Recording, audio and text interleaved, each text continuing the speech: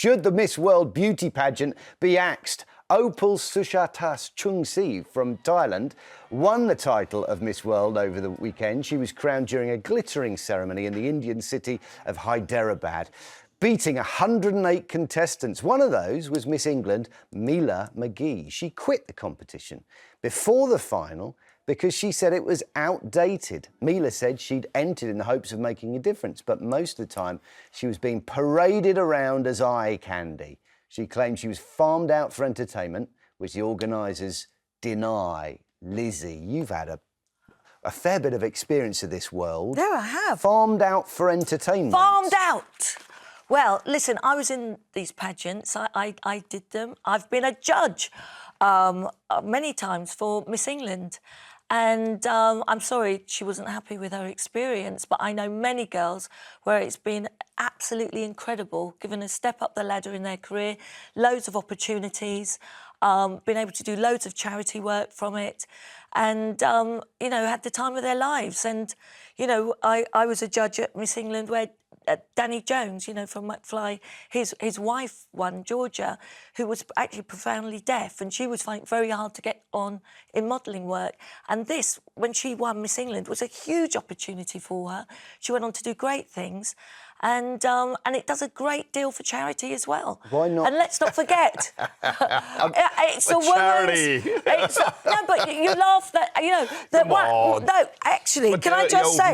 No, it isn't. One of the last winners was an aerospace engineer. I wanted to help women get into that. But why is that not career. the focus? Why do I have to see that person in an evening gown? Why do I have to care what they look like if they have achieved so many amazing But things? that's only part of it, and this is where you see all of your naivety, because you've not been to one of these. I mean, it has 80 million watching it. It's one of the biggest, you know, watched contests in the world, obviously. Look, it gives a lot of opportunities to girls, and most of all, it's their choice. But Kevin would like that choice removed from them.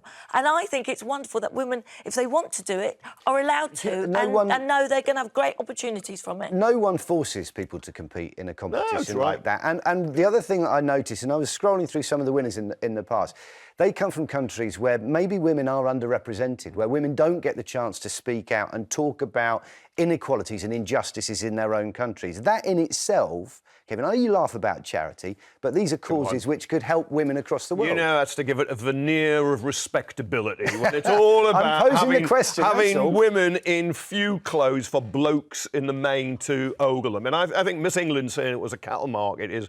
Oh, sorry, it farmed out is pretty good, because it is a cattle market. That's what's all about, herding these women along in their heels. It's not very that, little clothes. It's not like that. I wouldn't ban it, but I mean, I grew up in an era when it used to be on ITV. It was on peak time TV. It was fantastic. The reason it's not on 18 million viewers. The reason it's not on peak time TV isn't because po-faced bosses don't want it. It's because no one would watch it, because it's so outdated. OK, listen, stay with us. You're wrong there. Strong opinions here, but we want to hear yours. Should Miss World be axed? Do you think it's outdated? Or should we stop looking down on this kind of competition? 0207 862 2222. That's the number you need. We'll see you very soon. We're going straight back now to whether the Miss World beauty pageant should be axed. Kevin's going to be modelling for us later. You could do the swimsuit round, you see. Oh, you could do the swimsuit. I think there's a little bit of jealousy here. Yeah. Because you didn't get the clear satisfaction that LIzzie got from performing. From performing, is that the right word? Appearing, competing. Competing, performing. Yeah. I've got a bikini body. You're beach ready. Yeah, you know that, Kevin. He's very suntanned, I have to say. OK, listen, we have got some calls coming in. Ian's in London. What do you reckon, Ian? Is it time to scrap Miss World and pageants of that type? No, in my opinion, it's very much time to support these types of competitions. OK. And my feeling at the moment is that I've been a journalist 59 years. I've worked with the Miss World probably for decades. I've worked with Miss England for decades as well. I interviewed the girl that has come off the competition as well at the same time, which is a tremendous shame because she had a lot going for her. You know, she was trying to do this nationwide opportunity for fibrillators to come into prison at the same time. So she had a lot of very good messages. And with Miss England itself as well, Angie Beasley, who I know, who runs Miss England at the same time. I think she has great values. She really protects the girls. She protects the values of Miss England at the same time. And it's a shame that as this girl went to India and then she felt, for whatever reason, that she was being used or abused. But in my opinion, I've never seen that in a Miss World ever. Ian, girls or young women, I mean, it might not matter, but it's interesting that you choose to use girls rather than young women, seeing as so many of them seem to achieve so much and have so much going for them. Yeah.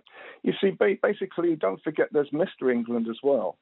So the reality is that a lot of the time... Why is it no one cares about that, though? Why is it no one cares about Mr. England? No one wants to see, as we said, Kevin in his budgie smugglers. I do. Hold on a minute, I do.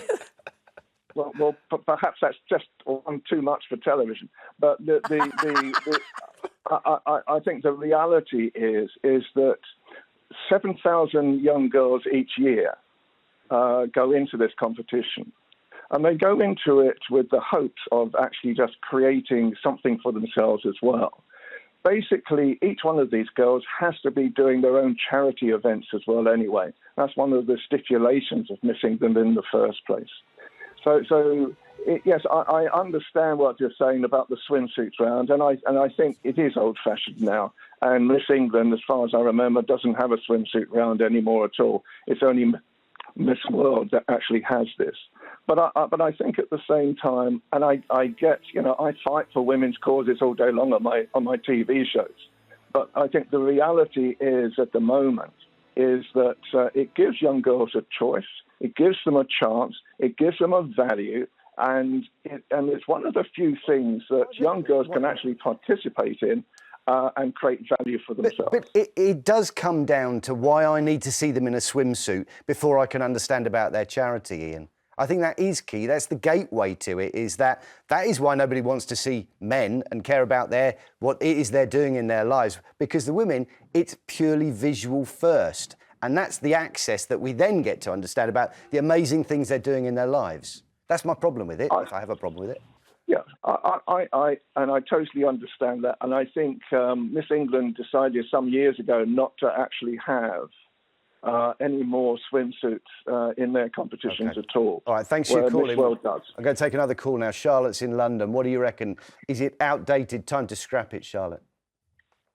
Hi, I'm 17, and as a teenager myself, I think that it sends an unhealthy message to young people of what they should be, and it sets up kind of like an external facade of superficial beauty. I think it makes women, and especially teenagers like myself, especially younger teenagers, feel like this is what women should look like, and especially since they're all so beautiful, but they have so much makeup on, and it just kind of sets this false image that every woman looks like this, especially when they wake up, when they go to bed, and it might cause people to feel quite insecure, especially as women. Charlotte, do you not think you can just ignore it?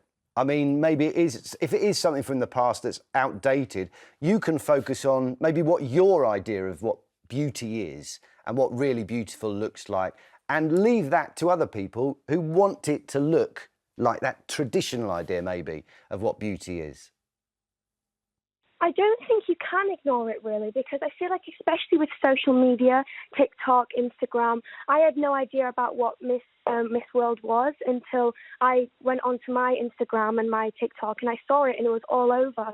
And I think that it can kind of work with social media to kind of drag young teenagers into this negative influence of, how women should be looking and how they should appear, especially since social media can be quite controlling and quite toxic for young girls. And I think that it's kind of inescapable, kind of, because especially with a lot of people talking about it, and you can have your own views, but I think a lot of the time your own views are kind of taken away and kind of influenced by other people's views. I mean, that's the thing, Lizzie. I mean, it sounds like Charlotte is saying there is that you are helping to create this environment where there is a officially endorsed view of beauty and what beauty looks like. And if you don't look like that, she's saying that actually you feel excluded from the world. Well, no, but we've had beautiful women since when? What, from Marilyn Monroe? We have it on celebrity magazines. What, are we supposed to stop it all?